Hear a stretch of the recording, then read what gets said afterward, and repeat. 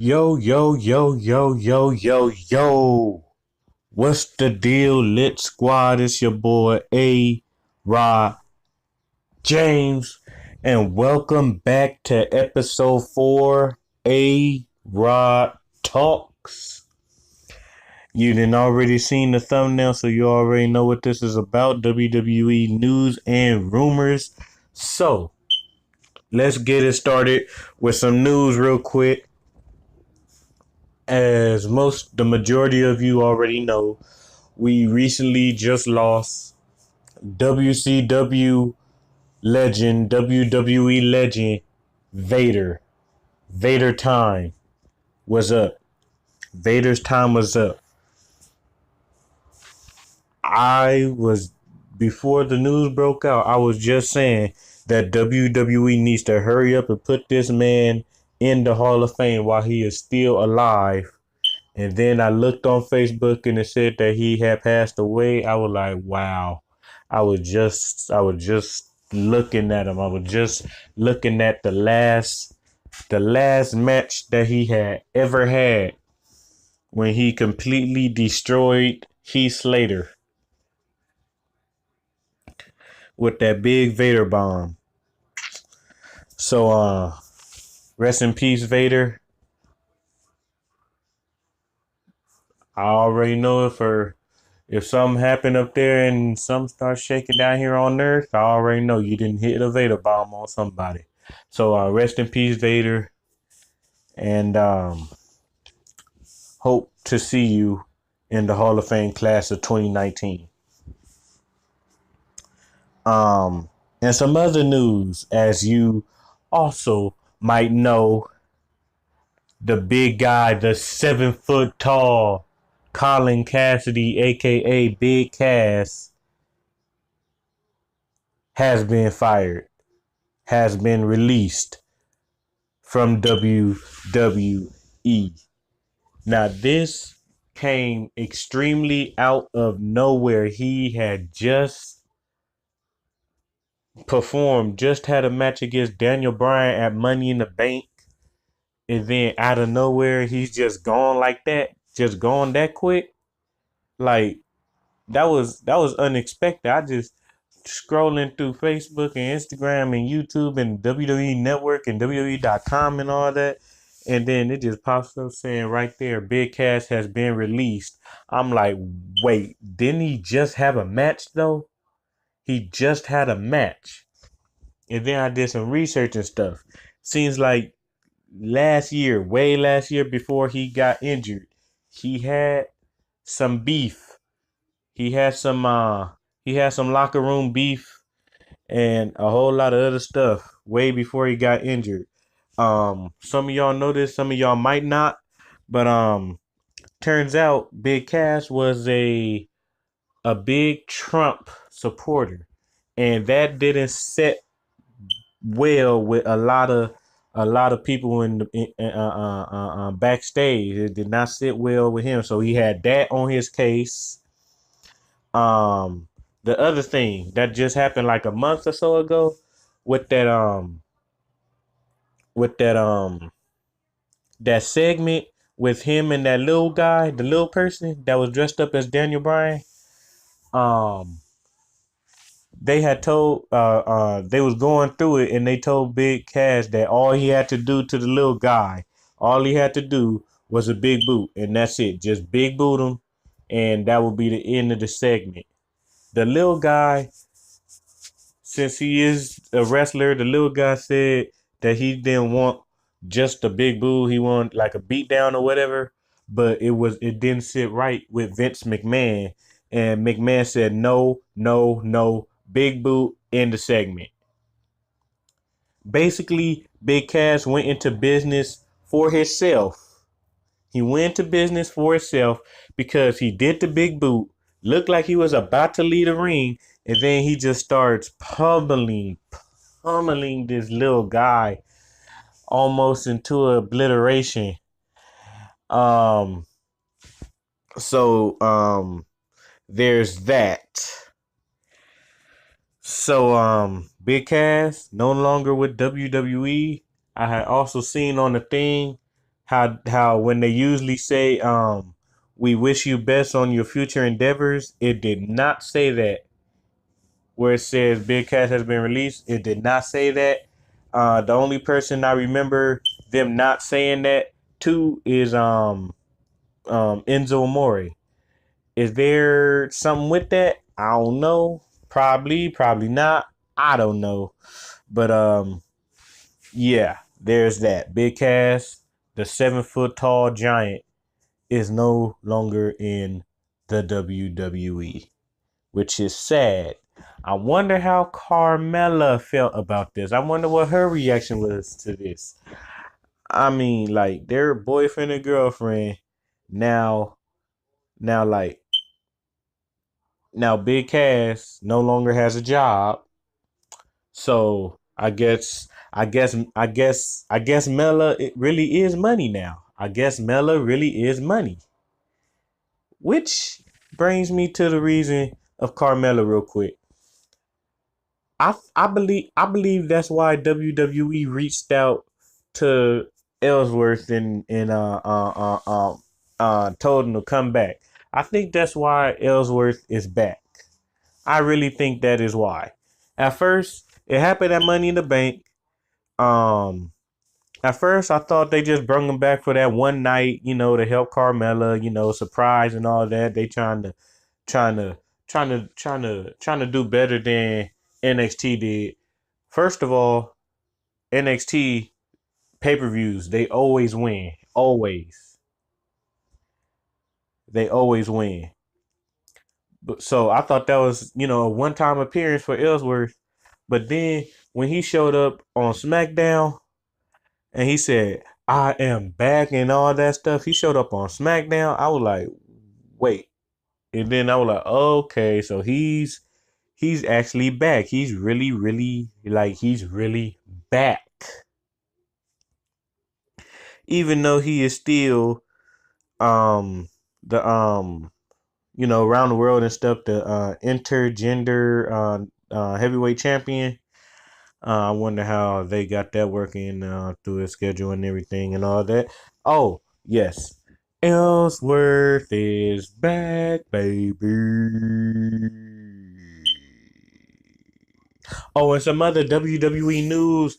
We have a new and first ever Mr. Monster in the bank.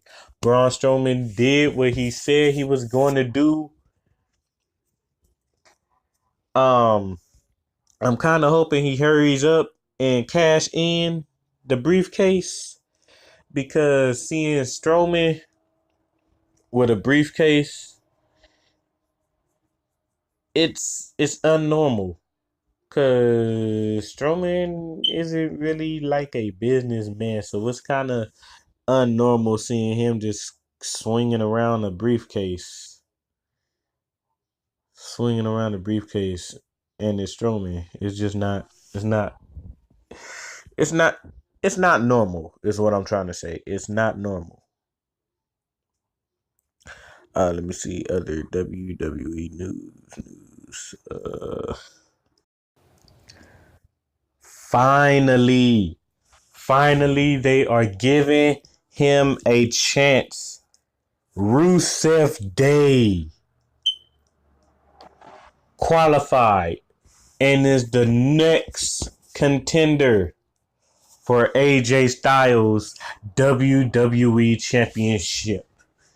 It is happening at Extreme Rules. AJ Styles versus Rusev for the WWE Championship. Rusev's first ever WWE Championship opportunity. He earned the opportunity this past Tuesday on SmackDown Live in the Gauntlet match, defeating at the end The Miz, the awesome one, The Miz, the A-lister, making him tap out to the glorious accolade. The glorious accolade. That's what I'm calling it. Yes, yes, yes, yes, yes.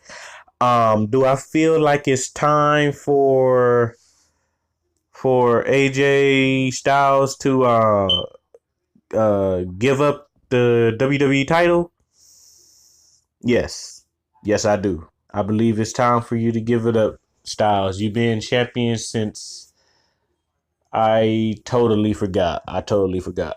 But you have been champion for a good amount of time. To be honest, you should have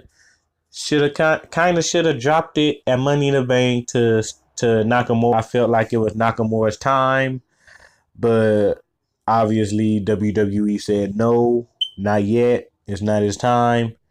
Going at this too fast. Um, so yeah, hopefully Styles will drop it to Rusev. One thing, it will propel Rusev's career to that next level, that very next level that it needs to be in, because that would be amazing. And then if they have Rusev Day versus Nakamura, that rivalry will be historic if they pull it off right. If they pull it off right, it will be historic. It will be awesome. Oh, and speaking about awesome, let me tell you about Monday Night Raw this past Monday. It was lit. Open challenge. Intercontinental Championship on the line. Rollins. Ziggler. Ziggler is once again Intercontinental Champion. He is once again your Intercontinental Champion for like, what, the fifth? I want to say fifth time? Fifth time? Yep. Fifth time. Um, Happy to see him with some gold around his waist yet again. Possibly because they want Ziggler to stay, because Ziggler, we already know Ziggler has no problem. He has no problem in in packing up his bags and leaving WWE. I don't like how he's been treated throughout the years. I mean, he can literally pull a Cody Rhodes and go anywhere in the world. Ring of Honor, TNA. He can go anywhere and become a big star, the star that he was meant to be. You know what I'm saying? He could pull the Cody Rhodes treatment, get on up out of there, and make a name for himself all around the world. Cody Rhodes, leader of the Bullet Club. He is killing it on the independent scene and in the indies and Ring of Honor and TNA and uh um New Japan with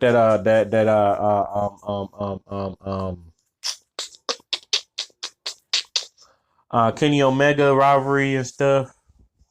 He is killing it. And I know Dolph Ziggler, if he wanted to, he can do the same. And speaking about this, Daniel Bryan is yet to sign a new deal with WWE. His contract is almost up, people. His contract is almost up. Daniel Bryan has still not signed a new contract. He has not signed a renewal contract. So there is a 50-50 chance of Daniel Bryan staying in WWE, and there's a 50% chance that he is done with WWE and will leave WWE and go on back into the indies and everything, because it broke like last year. If y'all remember last year, Daniel Bryan was saying when his contract is over that he will be possibly going after Cody Rhodes. Back when Cody Rhodes was the Ring of Honor champion, because Daniel Bryan was saying for Cody to keep the title warm for him and everything and all that. So I don't know. Would I want to see Daniel Bryan stay in WWE? Yes. Yes, I would. Would I like to see Daniel Bryan go back into the indies and back into his his real name, which is Brian Danielson, yes. Yes, I would. Yes, I would. So either or, I know he's gonna do what he gotta do. Um yeah. This is Ronda Rousey went berserk. She went berserk. She would full hammer time, Hawk smash, and everything in between on Monday Night Raw when she put in a vicious attack on Alexa Bliss and Kurt Angle and the WWE officials and referees, which is why she was suspended for 30 days. Ronda Rousey has been suspended for 30 days. It's understandable putting your hands on the Raw General Manager Kurt Angle and WWE officials and referees. I mean, she went berserk. It's understandable. She was about to win the Raw Women's title from Nia Jax, and then Alexa Bliss comes in, cashes in her Money in the Bank briefcase that she had just won about an hour ago, cashes in and wins the Raw Women's title. I can understand. I mean, especially for Ronda. I mean, she's not really used to all that getting cashed in on and stuff. You know, she from MMA, UFC and everything. But all in all, that was a pretty good match that they put out. Um, I was expecting for Alexa to really like cash in. I believe they did that. Like, they told. I believe that WWE had told her to do it on the same night. Because they still trying to like keep in competition with NXT programming. Even though NXT is it's better. It's better storylines, better matches, better. You, you know what I'm saying. You know what I'm saying. You know how it is with NXT and the main roster. You know how in NXT when the superstars in NXT, they all good and stuff, and then when they get on the main roster, they get lost in the shuffle. I mean, look at I dare you. I dare you to go on YouTube. I mean, we all YouTube. I dare you to search up a video of I don't know the perfect 10 Ty Dillinger. Go look at NXT and how he was being promoted and all these matches and stuff he had, and go to the main roster. What has he done? What has he done? He has done nothing but job to every single person he been in the ring with. And the same thing with the Ascension. I mean, Samoa Joe, he doing good. You see him on programming almost every week, almost every week. Um, Unless he gets injured, like he always do, always come back and then gets injured and loses a push and all that. Um, so yeah. So that's all I have to say for this episode of A-Rod Talks, Ep.4. Um, like always, stay lit, be lit, I'm lit. This your boy, A-Rod James, and I will see y'all later on in the next video. Deuces.